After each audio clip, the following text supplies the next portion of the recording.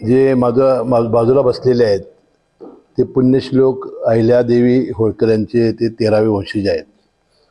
ही पत्रकार जी परिषद बोलवली आहे त्याचा उद्देश आम्ही पहिल्यांदा सांगतो आणि मग आपलं ते मनोगत व्यक्त करतील। पुण्यश्लोक अहिल्यादेवी होळकर यांचा जन्म 31 मे 1725 रोजी चौंडाळ तालुका जामखेड जिल्हा अहमदनगर येथे झाला। माळवा प्रांताचे सुभेदार मल्हारराव होळकर यांच्या त्या सुनबाई होत्या। त्यांचे सुपुत्र खंडेराव होळकर त्यांच्या त्या पत्नी होत। 1754 मध्ये पतीच्या कुमेरच्या लढाईतील मृत्यूनंतर सासरे मल्हारराव यांनी सती जाऊ त्यांना दिलं नाही। अनेक मंदिराच्या त्या आश्रयदात्या होत्या। रोज जनता दरबार भरवणाऱ्या त्या जलकल्याणकारी राणी होत्या। सांस्कृतिक चळवळीला नेहमीच त्यांनी प्रोत्साहन दिलं। शेती व शेतकऱ्यांच्या उद्धारात फार मोठे योगदान त्यांनी दिलं। अनिष्ट चालीरीती व अंधश्रद्धेला त्यांनी कठोर विरोध केला। सर्व जाती धर्माशी आपल्याशा वाटणाऱ्या अहिल्याबाईंची प्राणज्योत 17व्या वर्षी मावळली। वाबगाव जिल्हा पुणे येथील होळकरांचा भुईकोट किल्ला महाराजा यशवंतराव होळकर यांचे हे जन्म ठिकाण। सुभेदार मल्हारराव होळकर यांनी हा किल्ला बांधला। किल्ल्याचे ऐतिहासिक महत्त्व फार मोठे आहे आणि पुण्यश्लोक अहिल्यादेवी होळकर यांचे 13वे वंशज श्रीमंत भूषणराजे होळकर हे आज आपल्या संमेलनात उपस्थित आहेत आणि ते आपले मनोगत आपल्याजवळ व्यक्त करणार। आमच्या समोर एक विषय महत्त्वाचा जो मांडायचा आहे, मी अगदी थोडक्यात मांडेन। पुणे जिल्ह्यामध्ये खेड तालुक्यामध्ये राजगुरुनगरच्या जवळ वाबगावचा किल्ला आहे। हा एक जुना ऐतिहासिक भुईकोट किल्ला असून आमच्या होळकरांचे ते मूळ गाव। सुभेदार मल्हारराव होळकरांनी तिथे तो किल्ला बांधला आणि ज्या योद्ध्याने सबंध देशामध्ये सगळ्यात पहिले इंग्रजांच्या विरोधात लढा उभारला ते महाराजा यशवंतराव होळकर, ज्यांना भारताचा नेपोलियन म्हटलं जायचं, त्यांचं ते जन्म ठिकाण आहे। आणि असा ऐतिहासिक महत्त्व असलेला हा किल्ला अनेक वर्षांपासून दुर्लक्षित होता, उपेक्षित होता। तिथं रयत शिक्षण संस्थेची शाळा भरायची।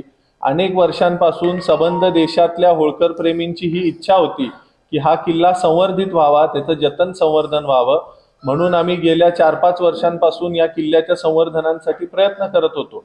महाराष्ट्र शासनामध्ये 2017-18 पासून आम्ही हा प्रयत्न करत होतो। विविध गव्हर्नमेंट्स ज्या होत्या त्यांच्याकडे आम्ही हा पाठपुरावा करत होतो।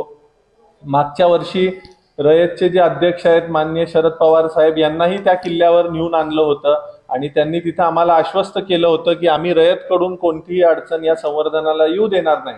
पण त्यानंतर हा परत प्रश्न थोडे दिवस प्रलंबित राहिला। नंतरच्या कालखंडामध्ये आम्ही आदरणीय मुश्रीफ साहेबांना भेटलो। मुश्रीफ साहेबांच्या माध्यमातून आम्ही आदरणीय दादांना भेटलो। दादा उपमुख्यमंत्री झालेले होते, पुण्याचे पालकमंत्री सुद्धा आहेत। दादांच्या जवळ ज्या वेळेला आम्ही हा प्रश्न किल्ल्याचा मांडला की अनेक वर्षांपासून देशातल्या सगळ्या होळकर प्रेमींची भावना या किल्ल्याला जोडलेली आहे, पण दादा याचं संवर्धन होत नाही। आणि असा ऐतिहासिक महत्त्व असलेला किल्ला, आपण सगळेजण चौंडीला जातो, चौंडीच्याच बरोबरीने ह्या किल्ल्यामध्ये सुद्धा अहिल्यादेवींचं वास्तव्य झालेलं आहे। अनेक घराण्यातल्या वंशजांचं तिथं वास्तव्य झालेलं आहे आणि म्हणून हा किल्ला कुठेतरी संवर्धित झाला पाहिजे। दादांनी आणि मुश्रीफ साहेबांनी ही गोष्ट मनावर घेतली आणि मी त्यांचं अभिनंदन इथं करू इच्छितो की त्यांच्या प्रयत्नातून दादांनी मोजून 3 दिवसामध्ये या किल्ल्याचा जो संवर्धनाचा मार्ग मोकळा करून दिलेला आहे। या किल्ल्याच्या संवर्धनासाठी एकूण 25 कोटीचे एस्टिमेट आहे, पण त्याचा जो पहिला टप्पा आहे 7,20,00,000 रुपये दादांनी ह्याला निधी मंजूर करून दिला जिल्हा नियोजन मधून आणि त्याचे आता टेंडर सुद्धा फ्लोट झालेले आहेत। त्याचं काम 6 जानेवारी पासून चालू होणार आहे। आता 6 जानेवारीच का, तर 6 जानेवारी हा महाराजा यशवंतराव होळकर यांचा राज्याभिषेक दिन आहे। छत्रपती शिवाजी महाराजांच्या नंतर स्वतःला राज्याभिषेक करून घेणारा महाराष्ट्राच्या भूमीतला हा एक वीर योद्धा होता, ज्याने इंग्रजांच्या विरोधात लढा उभारला आणि म्हणून प्रत्येक वर्षी 6 जानेवारीला आपण वाबगावच्या किल्ल्यावर त्यांचा हा राज्याभिषेक दिन साजरा करतो। हा कोणताही राजकीय कार्यक्रम नसतो, सर्वांसाठी हा कार्यक्रम ओपन असतो आणि ह्याच कार्यक्रमाच्या निमित्तानं ह्या कामाचं भूमिपूजन आपल्याला तिथं करायचं आहे। मी अजून एक गोष्ट आपल्या सर्वांना सांगू इच्छितो की वाबगावकडे जाणारा जो रस्ता आहे त्याला सुद्धा माननीय अजितदादांच्या प्रयत्नातून 240 कोटीचा निधी तिथले जे स्थानिक आमदार आहेत दिलीपराव मोहिते पाटील साहेब त्यांनी मंजूर करून आणलेला आहे।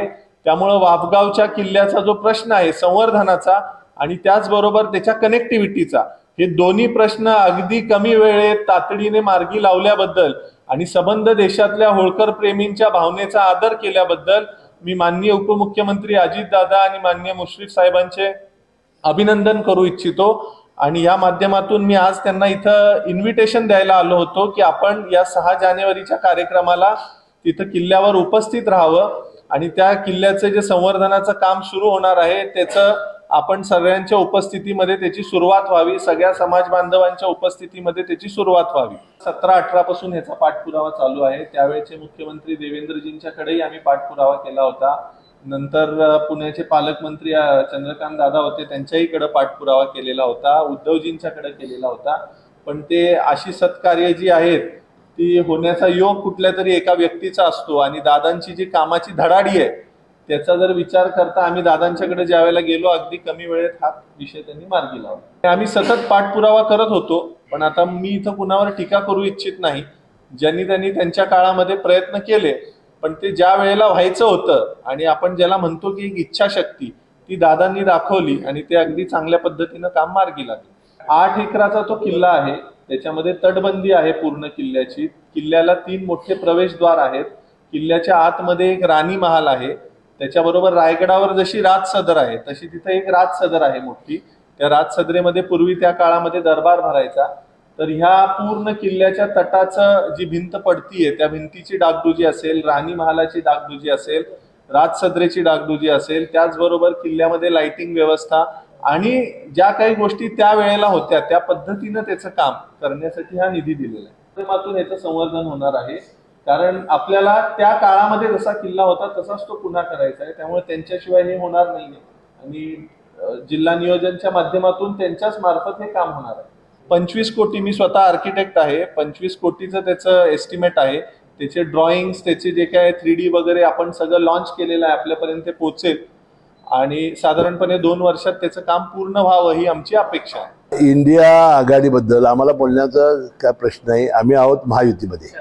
एकत्र असते आणि एकत्र नसणं हा भाग वेगळा आहे. आता 2024ला नरेंद्र मोदी साहेबांना कोण अडवू शकत नाही. मी खासदारांच्या मागे बसून बुलेट स्वारी केलेली आहे.